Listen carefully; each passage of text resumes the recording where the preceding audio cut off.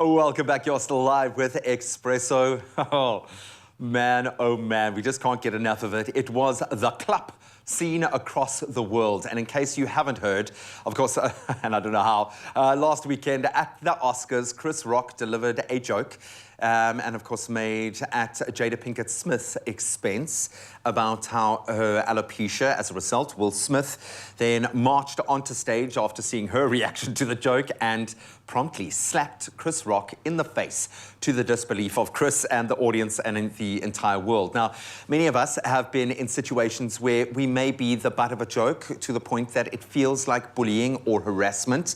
And for some, our first reaction may be to just shut them up with a slick word or two, but for others, more physical comebacks are their response, a conditioned response. So now what? We've got to unpack this one. It's just too interesting, and we're calling upon the legal guidance of the expert in law director at jaffa&associates.co.za, Dawood Jaffa. Welcome back to the show. Thank you for having me. I've got to ask this. What was your personal opinion, what was your reaction when you saw this happening? How did your legal brain kind of kick in and assess what you witnessed along with billions of others on live TV? Look, it's something that not a lot of people expected. And if I have to speak of it from a legal point of view, you know, we look at what's called that private or self-defense, which is in relation to yourself or a third party. And with regards to that, you have to look at the proportionality of the reaction to what took place. And I mean, in my opinion, Chris was doing his job. You know, he told a joke maybe about health. It's a bit of a touchy topic, but the response was, you know, it was physical assault. So the proportionality wasn't there. And this is, I think, ultimately, as much as we can relate to what was going through in that space, and maybe many of us have been put in that situation where our significant other has felt exposed, or we feel like we need to step up and protect them, but you hit the nail on the head there. It's actual physical assault, and we can't take away from that. So what could happen to Will? I know that no charges have been leveled at this point, but what could happen to him in the eyes of the law? Okay, so if this happened in South Africa, and you know, South African law was governing this whole situation, what could happen was a case of, or a charge of assault would be laid against Will Smith for this. In South African law, assault is defined as the intentional and unlawful application of force against someone else. I mean, it's clear that force was applied against... You can feel the thud through the screen, man. It was a solid cut, man. It was solid. It was solid. But apart from that, there's a common law charge of crimen injuria, which is also the unlawful and intentional impairing of a person's dignity. I mean, Chris was doing his job, and on a public stage, he was assaulted. The most public, yeah. The most public, so...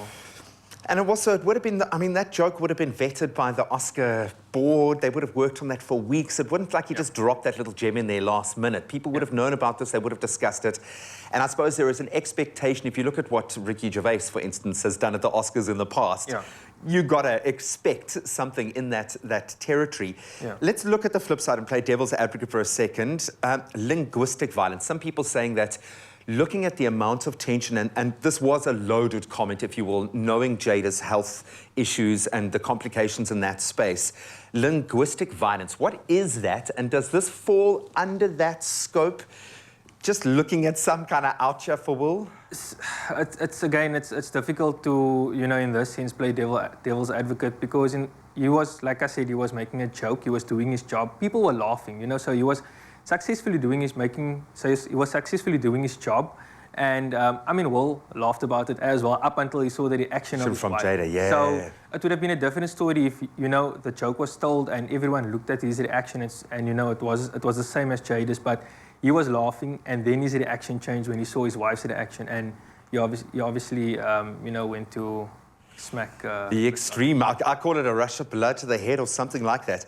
I suppose it begs the question, legally, and I know you're not an expert in Oscar law, if there is an expert in that space, but could he stand to lose the award in that space? Do you think if the charges are leveled at him, would the Oscars board have a case to say, okay, listen, Do you think that could be a possible repercussion? That is something I would definitely have to do some research on. Obviously wouldn't be able to say if you, but it would be interesting to know what would happen in that sense. Because I mean, at the end of the day, it is physical assault. I think the one hurdle we can't move around as much as you can relate to what Will has been going through, being the focus of negative attention within the press. I get that, but ultimately he resorted to physical violence, and that is a no. But we're going to continue this chat in just a moment, and please feel free to weigh in. This has been such a polarizing topic. We'd love to hear from you this morning. We are talking about the clap heard across the world. It's my feel-good breakfast show. Welcome back as we continue to delve into probably one of the most interesting stories of, well, let's be honest, Oscar history. Yes, the clap heard around the world. And we are honing in on our So Now What legal segment right now with expert in law Dawood Jaffa. And in case you missed it, yes, earlier we were discussing the viral altercation between Will Smith and poor Chris Rock at Sunday's Oscars event. What are the ramifications to a physical attack, especially in a public setting? Dawood, thank you so much for sticking around, my friend. I want to look at this from a different angle, if you will, because there is something within this that we can relate to. I think there is a part of us that wants to say, okay, well done, Will, for standing up for Jada. Never do we ever excuse physical violence. But in terms of the framework of South African law, if we are stigmatized due to a disease or a condition, albinism, alopecia, as it was in this particular case, does the law protect us from abuse, verbal abuse in that space? Okay, so what we can look at here is Section 10 of our Constitution, right? Which allows everyone to have their dignity respected and protected. What we can also look at is maybe if someone is, constantly harassing you with regards to any condition you may have, you can apply for what's called a protection order at your magistrate's court. This is ways of protecting, your dignity in that regard. Can that be done retrospectively? Are there any leniencies in place should you react with violence? And we know that violence, physical violence, is not an answer to any situation. And I can guarantee you now, Will is regretting this in every way possible. But is there some kind of leniency if there is enough cause in terms of the provocation? Because people will suffer abuse to the point that they will be broken and then react in that without thinking. Is there some kind of leniency in that space? Look, unfortunately, provocation is not an absolute defense in our law, right? So provocation can be used possibly as a mitigating factor. A mitigating factor in the sense that it can lessen the severity of any punishment that comes your way. Courts and society look at people as would act in a rational manner, and therefore it cannot be used as a way to escape criminal liability. So, like I said, yes, it might be used, and it could possibly be used to lessen the severity of the sentence. It's not a loophole. It's certainly not a backdoor. Maybe we can look at it from a preemptive position. What should we do if someone that we care about is put into that situation, is victimized, is the victim of sustained abuse in that space? What should we do in the eyes of the law?